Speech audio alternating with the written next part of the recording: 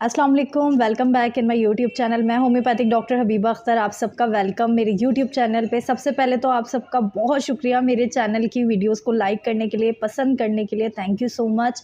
आज मैं आपके साथ हूँ एक नई वीडियो, एक नए टॉपिक के साथ। जो मेरा आज का वीडियो का टॉपिक है वो है पीआईडी यानी पेल्विक इन्फ्लेमेटरी डिजीज़। अगर फीमेल अल्ट्रासाउंड्स वगैरह करवाती हैं, फाइब्राइड आए या पॉलीसिस्टिक ओवरीज आएँ, तो पीआईडी जो है वो कहते हैं ना कॉम्प्लीमेंट्री में आ जाता है कि ये चीज़ तो है ही।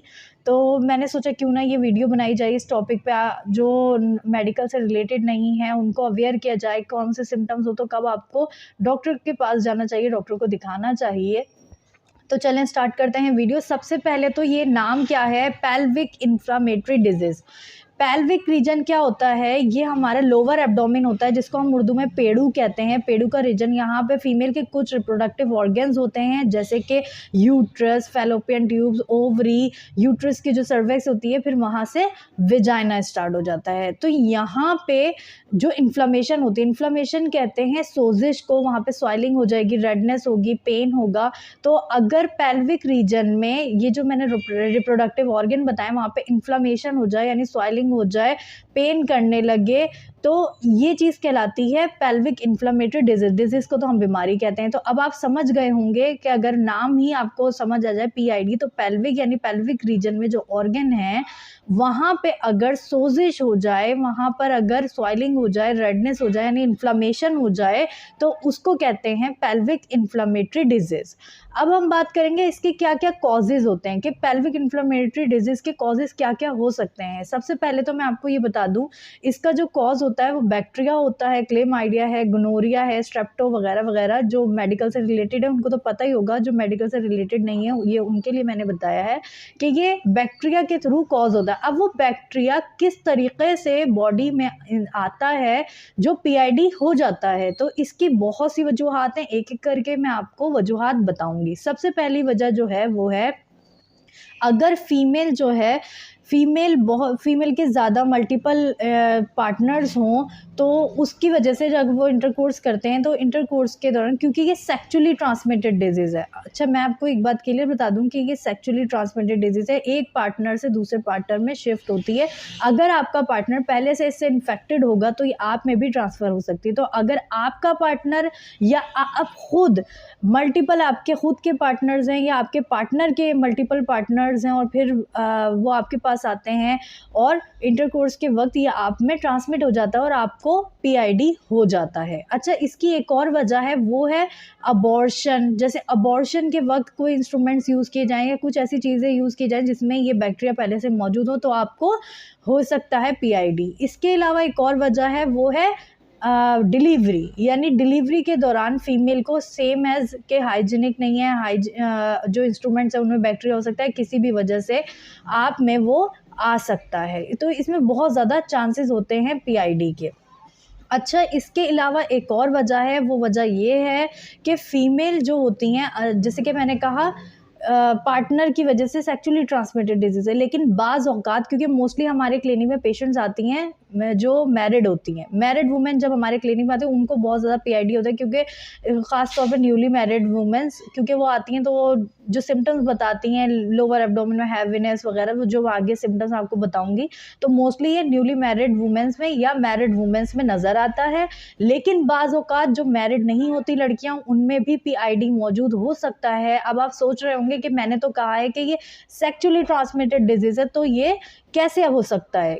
देखें, बाज़ दफ़ा वर्किंग वुमेन्स होती हैं, वर्किंग वुमेन हैं या हम हैं, कहीं गए हैं, किसी के घर का वॉशरूम यूज़ किया है, हमें नहीं पता वहाँ पे जो लोग हैं उनको इन्फेक्शन है या नहीं है, तो हम वहाँ का टॉयलेट यूज़ कर लेते हैं। ऑफिसेज़ का, जो वर्किंग वुमेन होती हैं, ऑफिसेज़ का टॉयलेट यूज़ कर लेती हैं, तो जिसकी वजह से ये जो बैक्टीरिया है ये आप में आ जाता है और आपको पीआईडी हो जाता है। इवन कि मैं ये कहूँगी, अगर आप अपने घर के वॉशरूम भी यूज़ करते हैं, घर का टॉयलेट यूज़ करते हैं, तो उसमें भी पहले अच्छी तरीके से पानी डालें और फिर उसे यूज़ करें। इसके अलावा हाइजीन, यानी अगर फीमेल अपने प्राइवेट पार्ट्स के हाइजीन का ख्याल नहीं रखती तो उस वक्त भी उनको PID हो सकता है। इसके अलावा वो वुमेन्स जो कि IUD यानी फैमिली प्लानिंग के लिए यूज़ करती हैं तो उनको भी PID हो सकता है। अब यहाँ तो बात हो गई इसके कॉजेज़ की कि क्या क्या वजूहात, यानी वजह तो हमें पता चल गई बैक्टीरिया है, लेकिन वो बैक्टीरिया किस वजह से और कैसे हमारी बॉडी में अंदर आ रहा है और PID का वजह बन रहा है। तो यहाँ तक तो ये बात हो गई। अब हम बात करते हैं इसके साइन एंड सिम्टम्स की।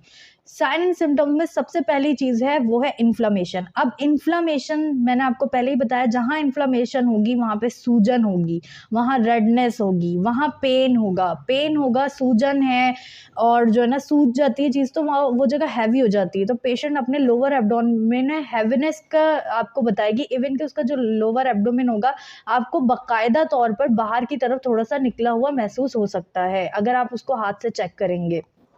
इसके अलावा एबनॉर्मल वाइट डिस्चार्ज होगा। मैंने लिकोरिया पे भी एक प्रॉपर वीडियो बनाई है, अगर आपने अब तक नहीं देखी है तो प्लीज़ वो वीडियो सबसे पहले देख लें। उसमें आपको नॉर्मल और एबनॉर्मल डिस्चार्ज के बारे में मैंने प्रॉपर डिटेल दी है। तो एबनॉर्मल वाइट डिस्चार्ज हो सकता है। इसके अलावा फीमेल को ऐसा लगेगा विजाइना से कोई चीज़ बाहर आ रही है। अच्छा, ये सिम्टम हर किसी में नहीं होगा, ये किसी में हो सकता है, किसी में नहीं भी हो सकता, लेकिन मोस्टली में हमें ये चीज़ देखने में नज़र आती है। इसके अलावा पीरियड्स का मसला हो सकता है, हार्मोनल इम्बैलेंसमेंट हो सकता है। इसके अलावा क्वेश्चन के दौरान यानी इंटरकोर्स के वक्त पेन हो सकता है बहुत ज़्यादा, इवन के आफ्टर क्वेश्चन ब्लीडिंग भी हो सकती है, ब्लड भी आ सकता है।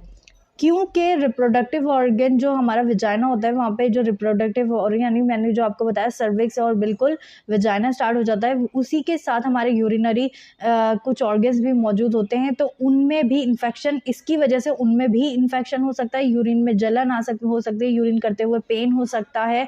तो ये भी कुछ सिम्टम्स नज़र आते हैं। अच्छा, अगर बाज़ औक़ात फीमेल क्या करती हैं, हमारी जो घरेलू फीमेल्स होती है, दर्द है ठीक हो जाएगा, दर्द है ठीक हो जाएगा, इतना इग्नोर करती हैं कि अपने मर्ज़ को 2-3 साल बढ़ा लेती हैं, जिसकी वजह से उनको कंसीव करने में मसला आता है।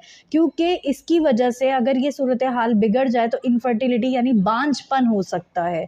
इसके अलावा एक और इसका बहुत नुकसानदा सिम्टम है, अगर आप इसको सही इलाज ना करवाएं या आप इसका इलाज ही ना करवाएं तो आपको एब्सिस भी हो सकता है।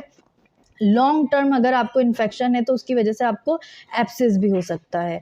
तो बेहतर ये है कि अगर आपको इनमें से कोई भी सिम्टम है, आप अपने करीबी कोई होम्योपैथिक डॉक्टर हैं उनको दिखाएं, उनको अपनी अलामात बताएं, उनसे अपना ट्रीटमेंट करवाएं, क्योंकि वक्त पे अगर मर्ज़ दूर हो जाए तो वो कम टाइम भी लेता है, पहली बात है, और दूसरी बात है आपको आने वाली फर्दर कॉम्प्लिकेशन से भी बचाता है। तो बेहतर ये है अगर आपको कोई एबनॉर्मलिटी लग रही है, कोई वाइट डिस्चार्ज है, हैवीनेस है लोअर एब्डोमेन में, तो आप या तो अल्ट्रासाउंड फ़ौरन से करवा लें। अल्ट्रासाउंड पेल्विस से आपको अंदाज़ा हो जाएगा, अल्ट्रासाउंड पेल्विस आप करवा लें और फिर आप डॉक्टर के पास चले जाएँ, या अगर आप पहले डॉक्टर के पास चले जाएँ उसके बाद उनसे लिखवा के अल्ट्रासाउंड करवा लें तो आपके लिए बहुत बेहतर हो सकता है। अब आते हैं होम्योपैथिक मेडिसिन की तरफ। होम्योपैथिक मेडिसिन PID में बहुत ही अच्छा काम करती हैं। बहुत सी हमारी क्लिनिकल प्रैक्टिस में पेशेंट्स ठीक हुई हैं, अल्लाह का बहुत करम है। तो सबसे पहली जो आपको मैं मेडिसिन बताऊँगी वो है सीपिया। सीपिया पेशेंट जो होती है वो लोअर एब्डोमेन की तरफ बहुत हैवीनेस बताएगी, ऐसा लगेगा उसे विजाइना से कुछ ना कुछ बाहर आ जाएगा, हर वक्त उसे ऐसा फील होता है। इसके अलावा फ्रिकल्स हो सकते हैं, ऐसे पेशेंट को लीन हो सकती है।